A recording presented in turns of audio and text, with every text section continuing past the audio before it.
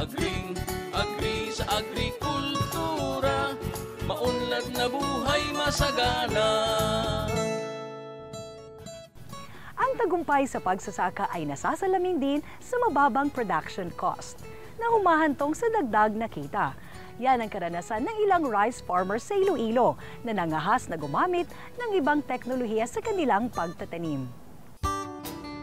Ang bahagang ito ay handog sa inyo ng Masinag Organic-Based Liquid Fertilizer, a quality product of Revolutionary Solutions Technologies and Products Incorporated.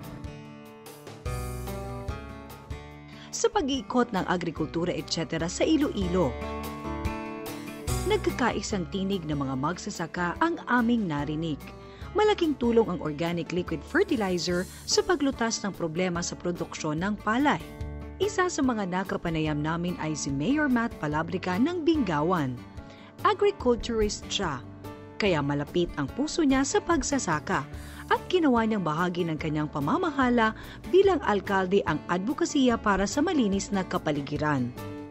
Sa ngayon, sa Bingawan, we are advocating and I hope kahit na maliit yung bayan namin, makakatulong ito sa pagsasaka ng buong lalawigan ng Iloilo na makatulong kami na ma-maximize yung production namin at the same time, mawala yung paggamit ng pesticide.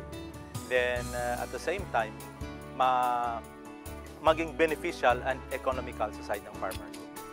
Masigasig rin siyang nakikibahagi sa mga programa ng gobyerno na makakatulong sa pagsasaka sa kanyang bayan. Nag-avail kami ng program ng government, yung distribution ng certified seeds through a 50-50 scheme. And on the part of the local government unit, yung pag-distribute ng vegetable seeds for free. Then tinitingnan namin kung paano rin na magamit din ang masinag sa ganitong level ng crop. Si Rene Leona ng Lambunaw ay dating tradisyonal na magpapalay. Ibig sabihin, gumagamit siya ng kemikal sa pagtatanim. Kaya naobserbahan niya ang unti-unting paghina ng lupang sinasaka. Nung una, mas maganda yung ani. Pero pagkalao na tumatagal na yung kuwan, paliit na paliit yung ani. Nabalitaan niya sa isang kapwa magsasaka ang tungkol sa masinag at lakas loob niya itong sinubukan. Halos 100% yung epekto ng masinag organic fertilizer sa kanya kasi halos lahat ng palibot niya na palayan naani na sa kanya na lang sa gitna ang natira, pero halos lahat ng insecticide at peste nandun na sa kanya pero walang nasira sa kanyang palayan. Ito pong sinasaka ko na area is 1 hectare. Ang ginagamit namin na foliar dito is masinag. Ito po ay nasa-submerge nung nakaraan na typhoon Kinta. Halos covered ito ng tubig dito. Hopefully nakasurvive. Bakit ho maraming damo? Itong damo, lumabas lang to nung after na baha. Kasi hindi na namin ginalaw kasi hopeless na kami sa nakita namin, nakala ko, wala nang pag-asa. Kasi nung pagkatapos ng baha, flatten ito eh.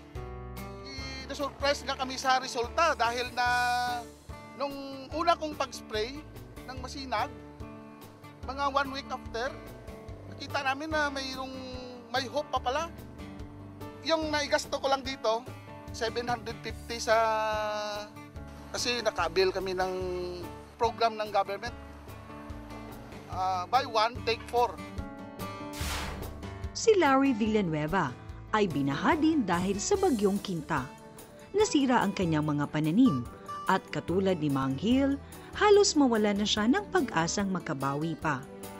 Ito pong area na makikita nyo, lahat ito po ay dagat kung tingnan nyo. Mag-apply ng foliar fertilizer at narinig namin itong masinag at sa naging-try ko, yung lanta na dahon ng palay, tumayo uli at saka bumunga ng ganito kaganda. Malagintong butil. Pero maraming nagtataka bakit yung dahon na preserve na green, samantala yung bunga ay napakakinis at napaka buo ng butil. Bilang tagapamahala ng isang kooperatiba, nakita ni Mang Guillermo Valderrama ang mga naging problema ng kapwa magsasaka, ang epekto ng pagbaha, mga sakit na dumadapo sa palay, at ang hirap ng mga ito sa pagbabayad ng utang.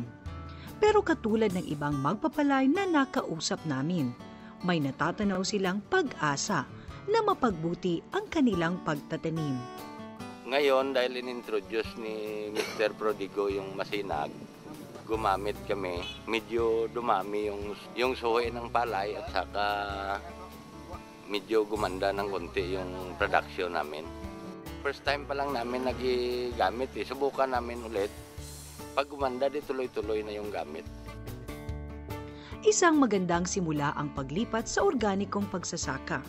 Sa panahong ito, nakatagpo na ang mga magpapalay ng Iloilo ng masasandigan sa organikong pagtatanim. Ito ang ginagawa ng lahat ng mga farmers. Walang gutom sa Pilipinas and mag-export pa tayo ng bigas sa ibang bansa.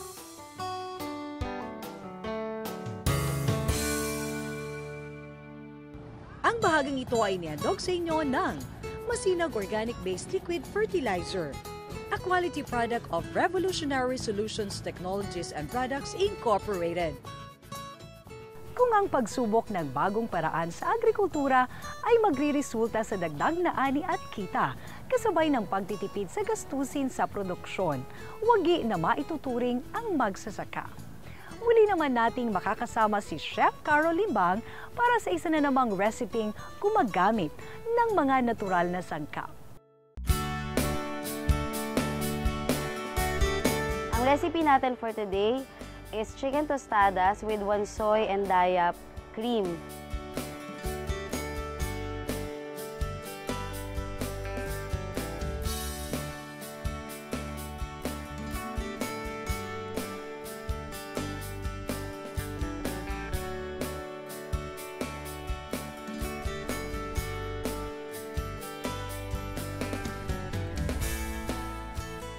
For our first procedure, gagawa muna tayo ng wansoy and daya cream. Dadagdagan ko siya i-enhance ko siya with sweet and fit. Meron akong chopped wansoy, about 1/4 cup. Then meron akong non-stick pan. So sa medium heat, maglalagay ako ng olive oil. Sasatay ako ng onions. Ko lang. Konting salt. 1 teaspoon of cumin. So, nilagay ko na yung ating black beans or yung tausi. Flake and boiled na chicken breast. Magsiseason lang ako ng konting salt. Black pepper, and sweet and fit. So after that, lalagyan natin ng 1 cup ng tabanos.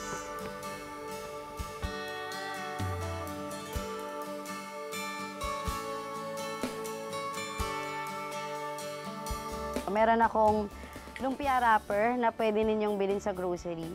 And then, dinip ko siya sa 4 tablespoons of cream or milk. And then, 1 piece of egg. So, i-beat nyo lang siya together. And then, i-dip ko siya. Then, saka ko siya i-fry sa pan.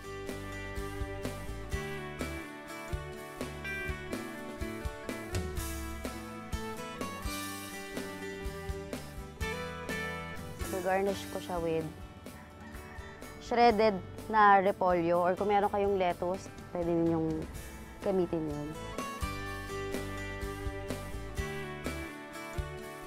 So, meron ako dito na kesong puti.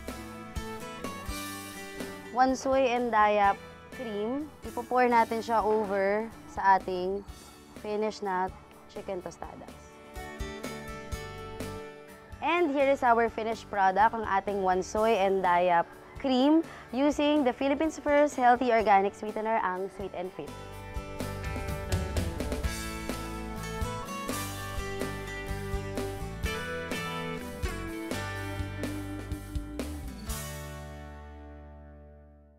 Lumipas na naman ang isang makabuluhang episode ngayong Sabado.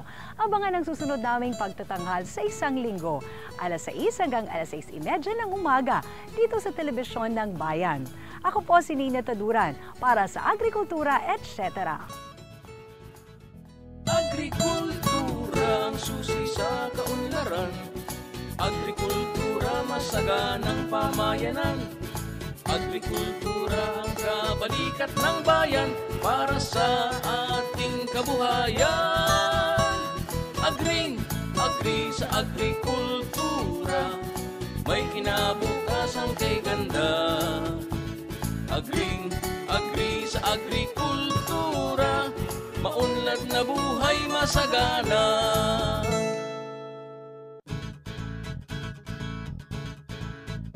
Agrikultura ang susi sa kaunlaran.